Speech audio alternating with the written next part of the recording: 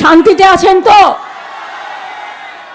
তার মানে জ্বলছে যেটা সেটা নওদা, উত্তরপ্রদেশ, জ্বলছে যেটা সেটা মণিপুর, জ্বলছে যেটা সেটা দিল্লি, জ্বলছে যেটা সেটা উত্তরপ্রদেশ, জ্বলছে যেটা সেটা বিহার। বাংলা নয়, বাংলার কৃষ্টি সংস্কৃতি আলাদা। বাংলা সবার ধর্ম মানে, সবাইকে নিয়ে চলে, সবাইকে সম্মান করে। বাংলা জ্বলছে না। ভোট দেখে 4 তারিখে বুঝবেন, ভোটের বাক্স খুলবে আর দেখবেন বিজেপি জ্বলছে আর লুচির মতো ফুলছে, জ্বলছে আর লুচির মতো ফুলছে। তখন বুঝবেন দেখ কেমন লাগে। এত ভোট কাটার পরেও এত পার্সেন্টেজ ভোট কেন পড়েছে জানেন? এটা আমার মনে হয়, I may be wrong also. তার কারণ হচ্ছে মানুষ জানে এই ভোটটা তাদের অধিকার রক্ষার লড়াই। কারণ এরপরে এনআরসি করবার প্ল্যান করবে, ডিলিমিটেশন করবে, কোনো বিল নিয়ে এসেছিল। মহিলা বিল পাস হয়ে গেছে 23 সালের 25শে সেপ্টেম্বর।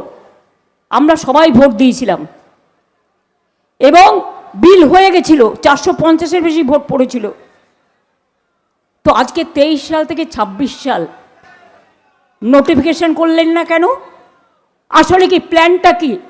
প্ল্যান এ সামনে মহিলার নাম রাখা, আর প্ল্যান বি পেছনে ডিলিমিটেশন করে জিতবে না বলে নেক্সট ইলেকশনে 543-এর জায়গায় 850 সিট করবার, বঙ্গভঙ্গ করবে, সারা দেশ ভঙ্গ করবে শুধুমাত্র নিজেদের জেতার স্বার্থে।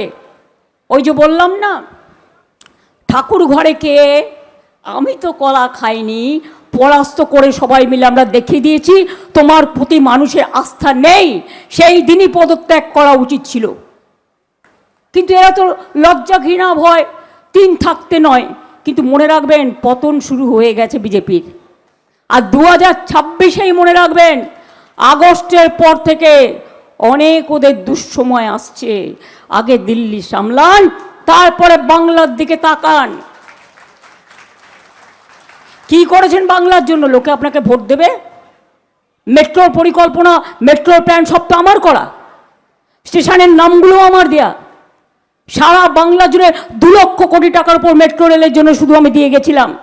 আর তার জন্য আমাকে সবাই বলতো আমি বাংলার রেল মিনিস্টার। এইভাবে আমাকে অসম্মান করা হতো, অপমান করা হতো। আমি সেগুলো ভুলিনি।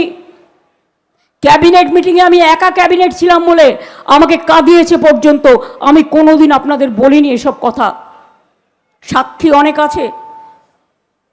তো আমি বাংলার লোক, বাংলার জন্য করব না কেন? আজমির শরীফের স্টেশনটা নতুন করে আমি করে দিইনি? আজমির থেকে পুষ্কর ওই রেল লাইনটা আমি করে দিইনি? দিল্লির মেট্রো রেল আমি না থাকলে জীবনে হতো? ওটা আমি বসে শর্ট আউট করে শিলা দীক্ষিতের সাথে উদ্বোধন করে এসেছিলাম।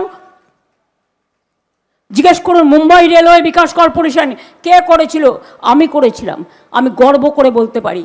আর অ্যান্টি কলিউশন ডিভাইস কে করেছিল? আমি করেছিলাম। গোয়াতে মাডগাঁওতে গিয়ে কোঙ্কণ রেলওয়েকে দিয়ে করিয়েছিলাম। শুনুন, আমাকে আপনার মতো টেলিপম্পটার দেখে পড়তে হয় না। আমি মাটির লোক, মাটিতে খবর রাখি। তাই বলি বাংলাকে অনেক অসম্মান করেছেন। রবীন্দ্রনাথ ঠাকুরকে রবীন্দ্র সান্যাল বলেছেন, স্বামী বিবেকানন্দকে বলেছেন, উনি নাকি বলেছেন তোমরা আমাকে রক্ত দাও আমি দেব স্বাধীনতা। ওটা স্বামীজি নয়, ওটা নেতাজি বলেছিলেন। নেতাজিকে আপনারা পছন্দ করেন না, আপনারা স্বামী বিবেকানন্দকে পছন্দ করেন না। আপনারা রামকৃষ্ণ পরমহংসদেবকে স্বামী রামকৃষ্ণ বলছেন, রামকৃষ্ণ ঠাকুর রামকৃষ্ণ পরমহংসদেব এই কথাটা বলতে পারেন না। আপনারা বঙ্কিমচন্দ্র চট্টোপাধ্যায়কে বঙ্কিম দা বলছেন। কাকে অসম্মান করেননি, কাকে অপমান করেননি?